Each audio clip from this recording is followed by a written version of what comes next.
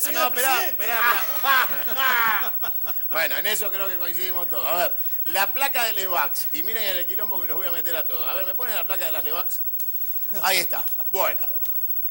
Decime cuáles son las tasas que ves ahí, Milei. Tasas de corte. Esta, Sí, digamos, la más baja y la más alta. la más baja es de la oposición a ¿Te 35 vas? días. Chao, gracias. ¿Sí? Promesa que tenés que seguir defendiendo jubilados, si no la economía te los mata. Siempre. Ahí te libero, ahí te No libero. son números los jubilados. No, son personas. Pero yo pienso en personas Chao. y por pensar que hay esa discusión barata de que puedo ver, gastar más de Milei, lo que me ingresa, digamos, quiebro. Los pongo en un problema a todos. 28.75 la más barata, 29.60. Ahora le pregunto a Milei y a Santoro, les pregunto, para que ustedes tengan claro. Al 28,75 y al 29,60. Agarro toda la plata del fondo de garantía de ANSES, la pongo en Levax. Con esta tasa, un negocio maravilloso. Para Perdóname, ¿sabés quién hace eso? ¿Quién hace eso? La ANSES, el Fondo de Garantía de Sustentabilidad hace eso, Sí. y ahora saltó un currito, y por eso A está ver. procesado el señor Luis Caputo, el A ministro ver. de Finanzas, porque consiguió que una empresa del cual era la titular funcione como intermediaria para comprar Levax para los ¿Sabías jubilados. eso? Está Sabía procesado. que había un tema con Sí. eso. O sea, a ver, Burrín. el Fondo de Garantía de Sustentabilidad que es el ANSES compra Levax. De hecho, el fondo ese de garantía... Claro, si tiene es distintas- maravillosa la tasa, hay que comprar Exacto, Levax. compra Levax. Ahora, los compraba directamente. ¿Qué es lo que salió hace muy poquito? Que a partir el señor el señor Caputo, Luis Caputo, además es director del Fondo de Garantía de Sustentabilidad. Y lo que hizo fue poner una empresa de su propiedad a que compre esas acciones que antes, esos bonos que antes compraba directamente el ANSES. ¿Entendés lo que digo? O sea, se Clarísimo. quedan con un curro de las comisiones. Ahora, aclarado esto, ¿no? Y haciendo esta pregunta en voz alta, pues ya estamos entrando en el final, digo. Vos esto lo interpretás como algo bueno. No. A ver, primero, yo no comparto la estrategia del Banco Central de controlar la tasa de interés. ¿Por qué? Porque la tasa de interés es un precio, ¿sí? Y en realidad todos los grandes desastres de la humanidad, la Gran Depresión o cualquier desastre monetario que encuentres en la historia, detrás hay un Banco Central que controla la tasa de interés. Porque es como controlar precios. En realidad, la tasa Bueno, la plata es finalmente pero son dólares lo que... A ver, la tasa de interés, ¿sí? Es el precio de los bienes de hoy respecto de los futuros. Sí, claro. O sea, no tiene nada que ver con la cuestión estúpida de los keynesianos que se determina el mercado monetario. Eso es una falacia, es un error, ¿sí? Porque la tasa de interés existe aún antes de que existiera el dinero. Está claro. Exacto. Entonces, ¿cuál es el punto? El punto es que la tasa de interés, ok, esta te puede gustar o no. Está pero- buena. No. A ver, vos sabés que si el banco, con esta tasa que vos te parece muy alta, a pesar de eso no logra mantener la base monetaria a raya, estoy de acuerdo. y la cantidad de dinero en Argentina crece 30%. ¿Sabés qué significa esto? Que la tasa de Argentina hoy, si vos estimás cuánto debería ser para que la cantidad de dinero quede constante, da 38. Es decir, un estudio empírico que 10 muestra... más. No, 8 puntos más de esta, ponele, ¿sí? Pero por eso, te da 38, 8 puntos son más o menos extra. Es decir, entonces, ¿dónde está el problema? Porque ahí, digamos, yo no estaría haciendo política monetaria, nada, dejé constante la cantidad de dinero. ¿Sabes por qué la tasa de interés es alta? Porque el ahorro en la economía argentina es bajo.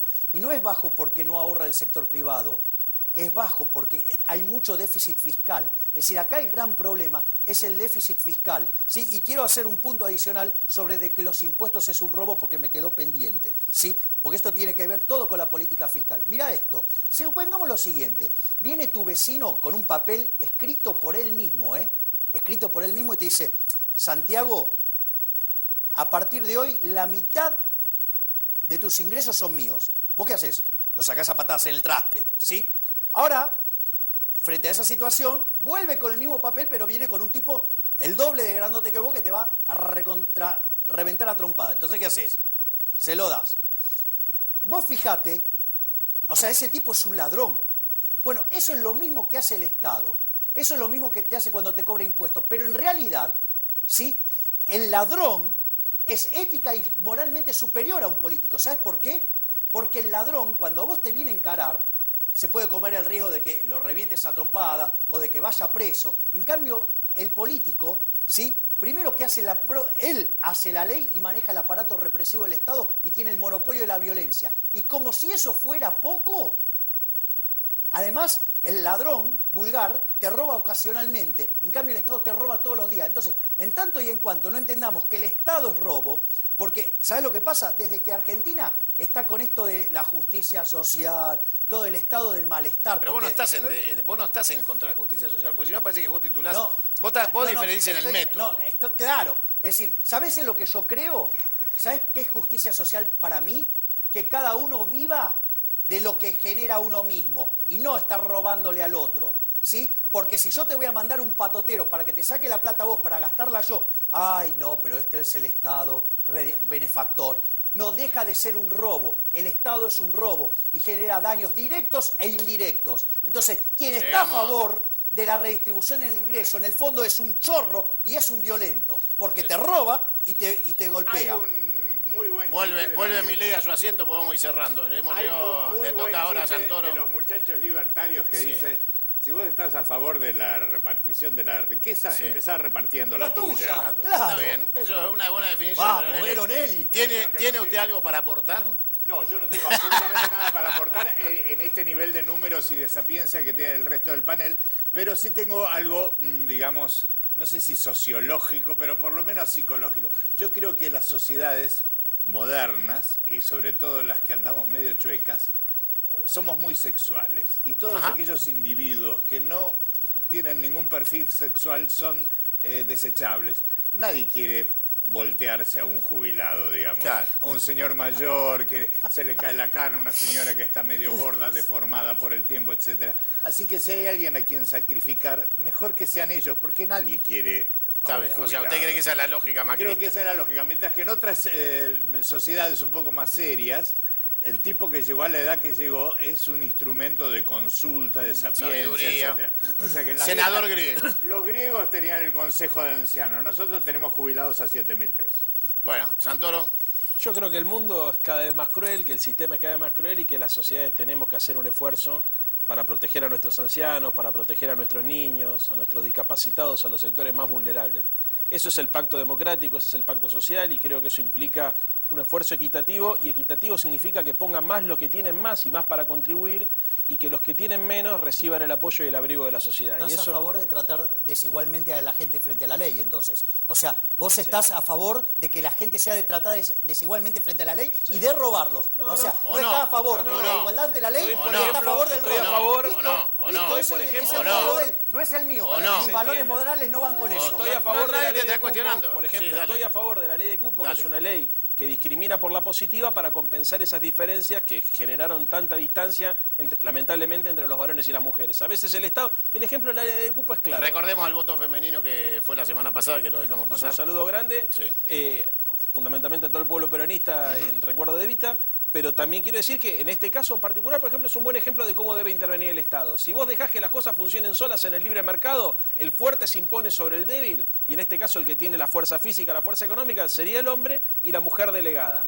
¿Qué es lo relegada? ¿Qué es lo que hace el Estado? Esa es otra falacia que la podés Interviene estudiar en interviene los para libros de Mirá, discriminar. ya está, No, dejá. pero Ya está. Interviene para Dejá que discriminar termine. interviene para discriminar positivamente, para igualar las posibilidades. Le da el envión inicial para que efectivamente, como ahora, digamos, si bien estamos lejos de la paridad de género y de la igualdad total, cada vez, gracias a Dios, hay más mujeres en el centro de ¿Qué día juran los legisladores?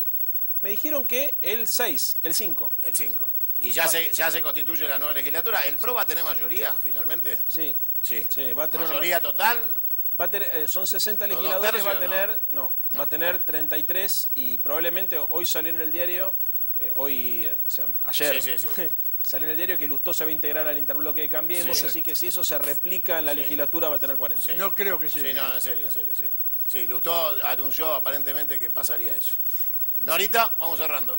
Bueno, no, pensaba un poco en estos dos lugares, ¿no? Hablaban del corazón por un lado y de la razón por otro, y en la vehemencia de la defensa de Silvia, que realmente convive con el jubilado y por toda la gente que nos ve, obviamente que es muy complejo vivir con 7.000 pesos. Y es cierto que el gasto que tiene una persona que trabajó toda su vida es mayor a una línea de pobreza de los 5.000. Yo lo quiero a Milei, pero digo, me parece que también hay que repensar, no desde su postura, que es simplemente para ver desde lo económico, sino por el gobierno de repensar algunas medidas que son muy duras.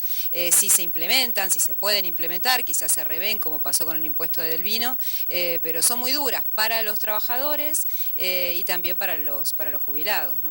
Así que Amorosino. a repensar. Felicitar a Santoro, con todo respeto, Milei, porque va a ser un buen hombre en la banca. Va a saberle discutir, porque se mantiene, mantiene la discusión.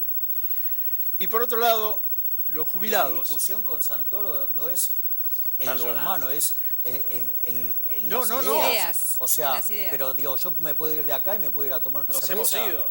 Por eso, no quiero aclararlo, porque digamos, o sea, es la pasión de cuando uno defiende claro. en lo que cree. Está- Y además, en está- mi caso, a mí me avalan los datos, él no. Y en cuanto a los jubilados, lamento que estén desmovilizados.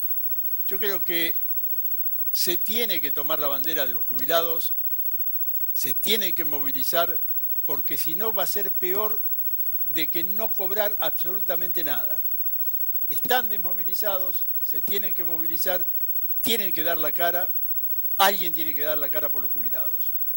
Bueno, hasta acá llegamos. Obviamente estamos ya aterrizando en Corea. El largo programa de hoy nos puso ya en el aeropuerto de Seúl. O sea que a partir del fin de este programa, mañana tempranito vas a empezar a ver las imágenes de Corea. La guerra del fin del mundo, la frontera del fin del mundo. Le voy a pedir al director que nos vayamos con más imágenes de lo que es hoy la crisis coreana, que es a lo que viajamos a Corea. A mostrarte con ojos argentinos, desde Crónica, por supuesto, siempre fui junto al pueblo, la realidad de lo que puede alterar todo lo que hemos hablado hoy, y no porque estemos de acuerdo nosotros o en desacuerdo, sino por situaciones totalmente ajenas a la interna de los argentinos y a los vuelos de cabotaje. O sea, todo lo que hemos discutido tiene que ver con el vuelo de cabotaje. Cómo nos ponemos de acuerdo internamente. Estamos ahora pisando tierra coreana para contarte lo que no manejamos y nos puede afectar en nuestra vida cotidiana, en nuestra ideología, porque todo tiene que ver con lo que somos y con quienes nos comunicamos. Y el mundo, desgraciadamente, para nosotros, ha dejado de vernos como un factor preocupante o de alteración del rumbo de la historia global. Somos un país satélite pobre, con características que no modifican la política o la geopolítica global. Podemos pagar duras consecuencias si no entendemos el mundo. Ojalá alguien le arrime al presidente una carpeta y lo sepan asesorar sobre cuestiones que no sean de cabotaje, sobre situaciones graves que necesitan constituirse en un plan B. No se puede gobernar con un solo plan A si es que alguna vez existió el plan. Pero aún así, si existiera, existe Corea. Nos vemos desde Corea. Gracias por haber estado ahí una vez más. Esto fue 1 + 1 = 3. Crónica desde Corea te va a informar dónde está el conflicto que puede alterar tu vida. La guerra del fin del mundo. Chau, gracias.